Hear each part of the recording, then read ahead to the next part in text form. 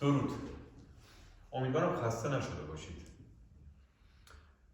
لابلای معرفی‌هایی که تا الان داشتیم راجع به بهترین موزیسین‌ها در زمینه گیتار الکتریک البته.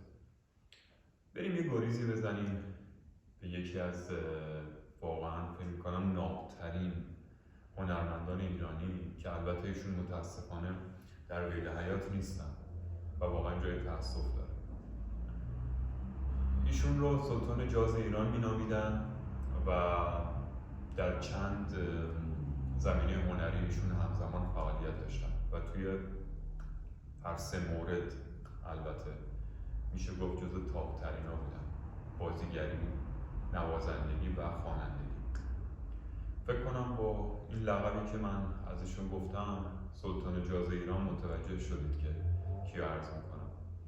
زنده یاد ویگن عزیز که روحشون شاد. واقعا فکر نمی کنم کمتر کسی واقعا هست که نشنیده باشه آثار ارزشمند ایشون. بریم یکی از کارهایی که واقعا من عمیقا دوست دارم این کارشون رو گوش کنیم و برگردیم. این کار کمتر شنیده شده فکر میکنم. بریم و برگردیم. راستی اسم این استایل منم استریت استایل.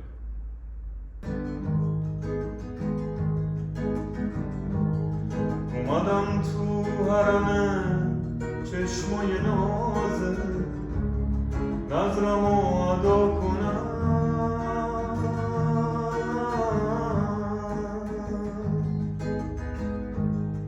تنگ شب وقت غروب زانو بغل بشینم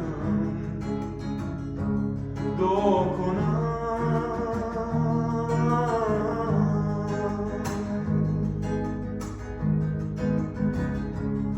پاکی سینه تو